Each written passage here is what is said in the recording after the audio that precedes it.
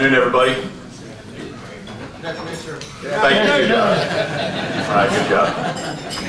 You know that awkward moment where you're sitting at the table and you go, gosh, I don't want that dessert. I want that dessert.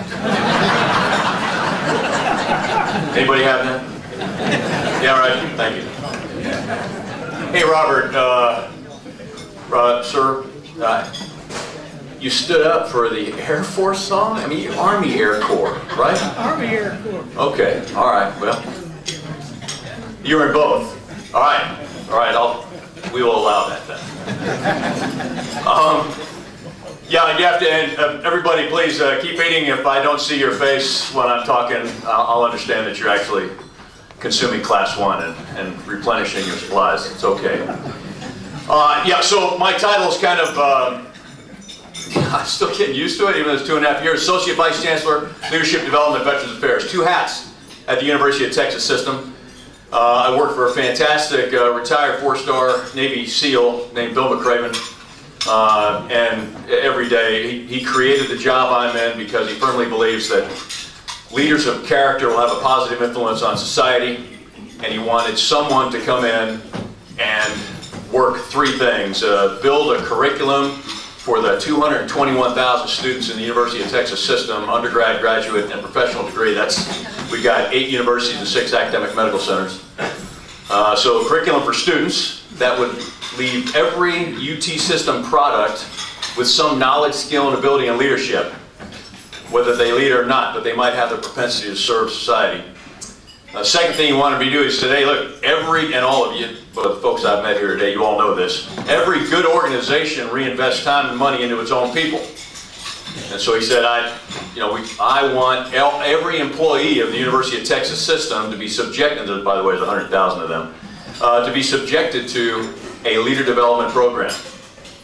So I'm doing those 2 things, and then in his vision is he'd like a brick and mortar leadership and human performance institute, branded UT System, to go somewhere in the state of Texas. And so those are the 3 things that I'm charged to do. But I'm kind of, okay, for the Army folks here, you know the jobs you give the chemical officer? You know, hey, combined federal campaign, why don't you take that? Hey, tax assistance, why don't you take that too? I'm the chemical officer for the University of Texas System. But some of those are wonderful duties. I was there for 30 days. I signed on, I hung up the uniform in 2014, signed on in May of 15, became a state employee, which is very interesting. Just like the Army, by the way, everybody. Financial disclosure, every email can be put in the newspaper, and you have to do your analysis. So, anyway, he walked in and he said, I need you to do a strategic assessment of the University of Texas System. So I have, and I from June to November of 15, I did a deep dive on the state of Texas and the state of public education in general. As I thought about today, I thought, gosh, I just refreshed that data. Maybe I should tell you all about the state of education and health in Texas.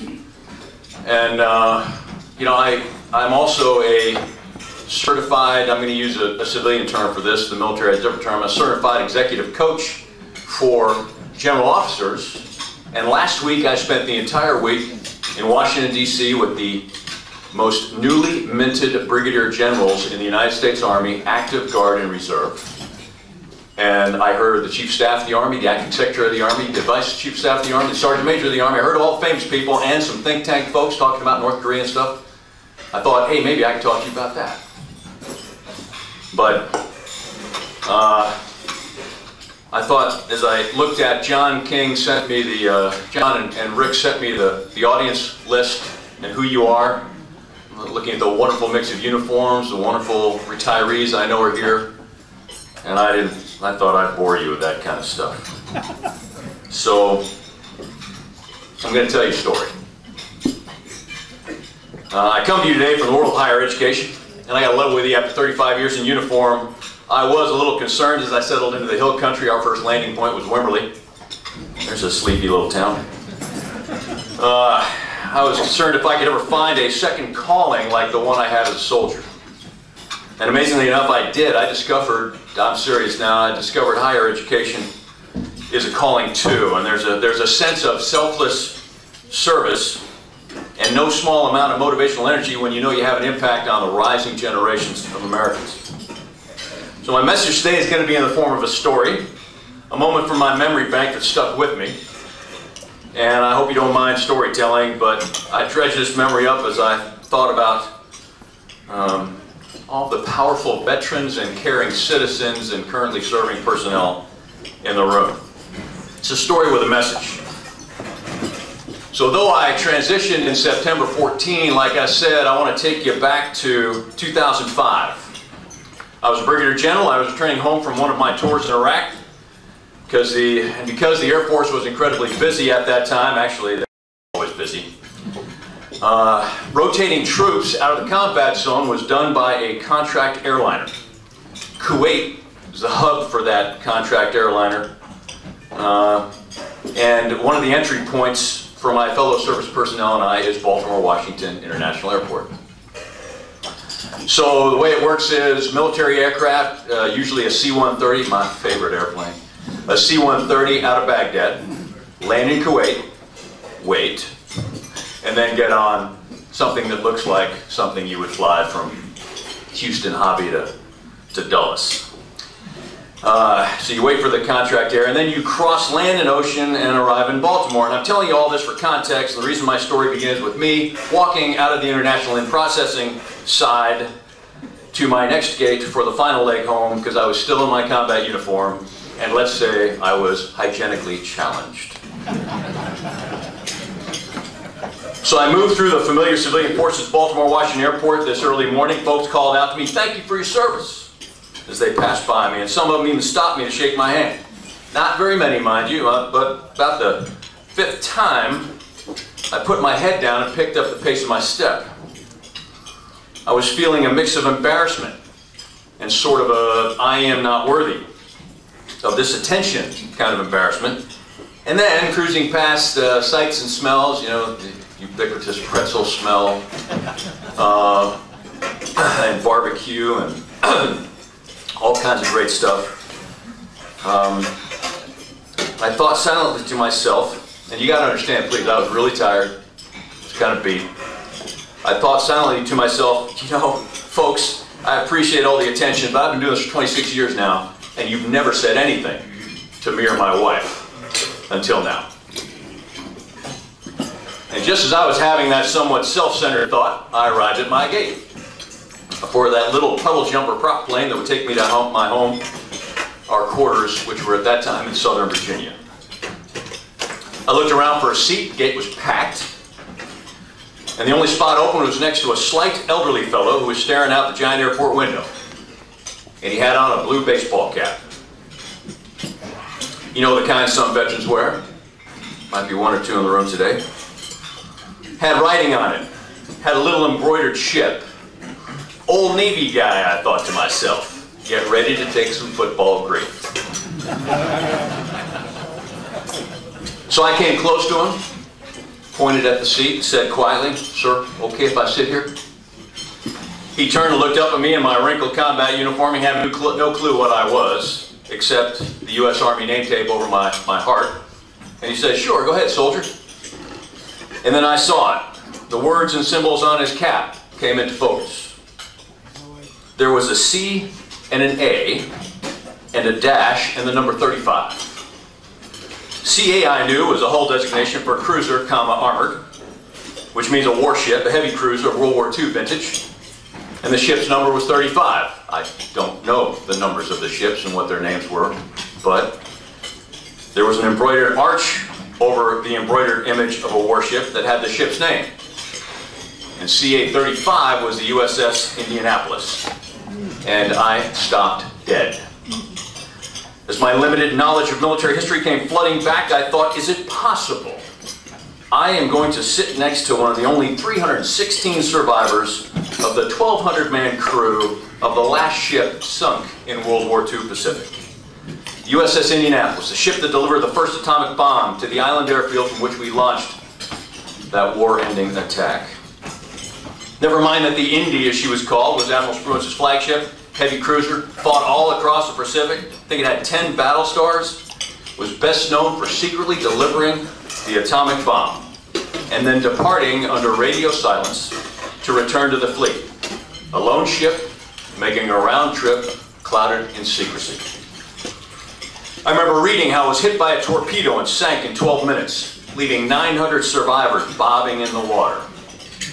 But because of beyond tragic errors of omission, no one knew she went down. And for 3.5 days, 900 Americans treading water slowly became 316.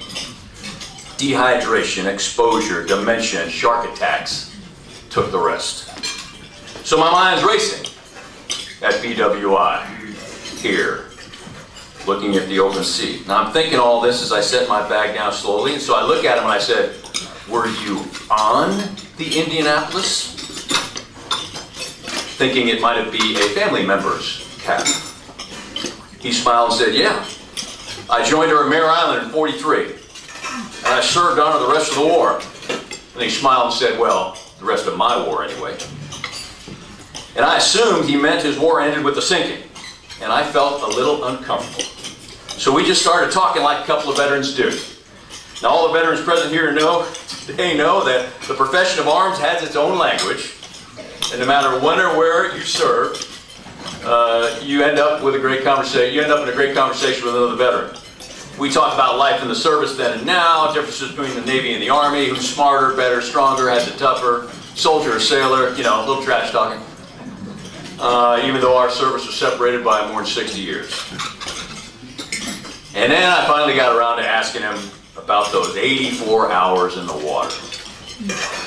And he just looked down and said, "It was bad. It was very, very bad. I lost so many friends." And then he looked out the window, and we were quiet for a while. During this quiet moment, I looked around the bustling airport and the folks sitting around us, young and old. A couple of happy college-age folks a couple of college-age folks directly across from us were dressed in what looked like pajamas. They were carrying giant pillows, so maybe they were pajamas. They had wires coming from their ears. The wires were attached to mobile devices as they stayed in their virtually delivered, well-entertained world. Close by at the ticket counter, a man was complaining loudly to the airline ticket agent about how much he paid for a first-class ticket, how many miles he had, and how he expected an airplane to be on time. And he didn't care that there was bad weather in Chicago. By God, just get another plane. Amazing. This is all true, by the way. A woman behind us was talking on her phone. It was 2005. It was a flip phone. A woman behind me was talking on her phone loudly, so we all heard about her life and her opinions about everything. An energetic 4-year-old was doing wind sprints between the rows of seats, screeching happily and every now and then knocking over a waiting passenger's carry-on. And taking all that in, well, I got a little annoyed. It had been about 17 hours of flying for me so far. Only 30 hours before, I was armed and in full body armor rolling down the streets of Baghdad. I had not slept much. And right then and there, I wanted to stand up in my chair and in my best command voice call everyone together and chew them out for their apathy.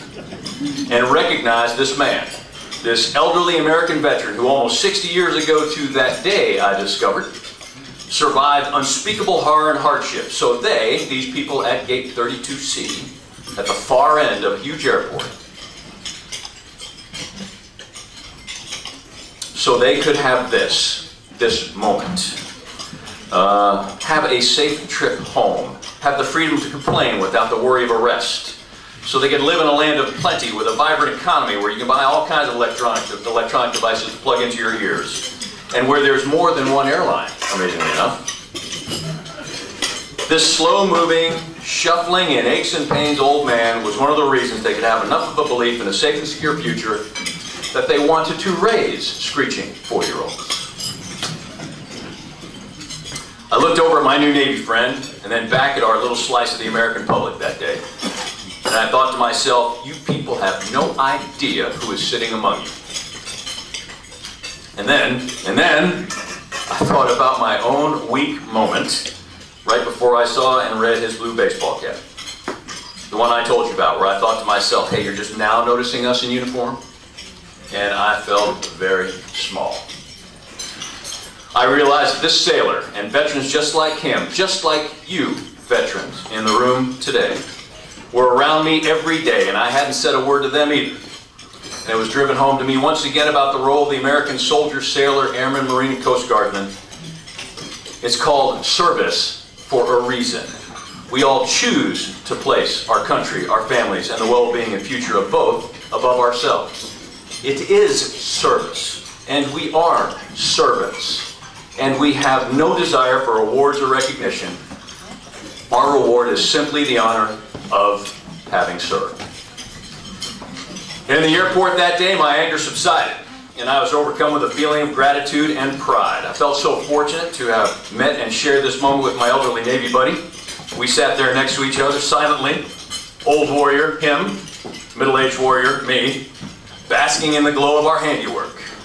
Happy, out-of-control children, incredibly detached young people, and momentarily unfeeling and inconsiderate adults, but all of them free Americans.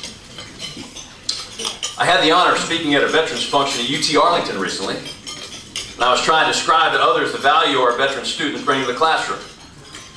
And I mentioned a number of things, only one of which I'll mention here today, because it applies to all of you veterans here. Military service changes you. And regardless of your personality traits upon arrival at basic training or boot camp, the one trait that is so much more highly developed throughout your service is that great indicator of maturity, gratitude. In the uniformed service, you develop a supreme sense of gratitude. In fact, for little, simple things. Things like good weather, safely taking off in an aircraft, and safely landing in it. No matter how bumpy or uncomfortable that trip might be. You're grateful for ice. My goodness, ice. Ice in any form. Block, cube, crushed. I digress. I've served in some hot places. I'm sorry. You're also grateful, believe it or not, for electricity, air conditioning, reliable indoor plumbing, and a limitless supply of toilet paper. Little things like that you never again take for granted. But more importantly, ladies and gentlemen, you're shaken awake intellectually in the service by being thrust overseas and immersed among the less fortunate. You live among those in abject poverty, victims of war, victims of civil war. You see the product of man's hijacking of religion in the pursuit of power and influence. You witness senseless violence. You administer discriminating violence yourself. And processing all that is the intellectual awakening that causes us to be so grateful for the big things. Things we took for granted when we woke up every day in the United States. Things like self-determination, freedom of choice, freedom of religion, freedom of speech, a representative government with rule of law, not rule by law, and the ability to pursue a dream the way we want to. A dream that might come true, primarily because we're lucky to be Americans. And we determine, we soldiers, sailors, airmen, marines, and coast guardsmen, we determine, we don't determine, it's actually incredibly, indelibly etched in our hearts, that those things are in fact worth fighting for. So Tuesday this week, and some events happen, current events cause this sense of gratitude to spike. Tuesday this week was another election day, not at the national level, but lots of action at state and local levels across this country, and believe it or not, that causes my sense of gratitude to spike.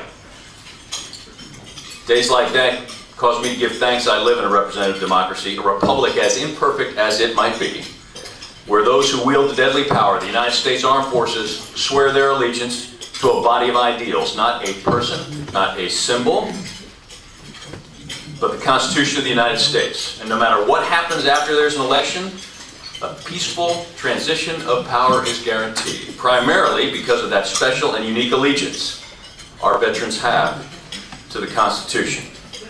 And they have passed that legacy on to those in uniform in this room today, and all their brothers and sisters worldwide. So Houston Rotary teammates, we're jumping back to my airport waiting area story. You just never know who's sitting next to you.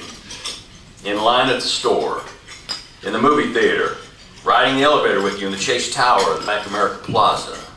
It's our habit to pay strangers no mind, but they could be members of the World War II, Korea, Cold War, Vietnam, Grenada, Panama, Somalia, Balkans, Iraq, Afghanistan, Syria, West Africa, or Horn of Africa, or other experience. And one of your fellow Americans who chose to put a portion of their lives on hold and through selflessness, perseverance, and their commitment to freedom, allow all of us to enjoy the freedoms we do today. So here today and this week we pay attention to them and honor them, and I know we can all depart here today with a sense of gratitude for all we have and commit to living lives worthy of all we've been given. Thank you for your patience with me today. It's been an honor to be your speaker.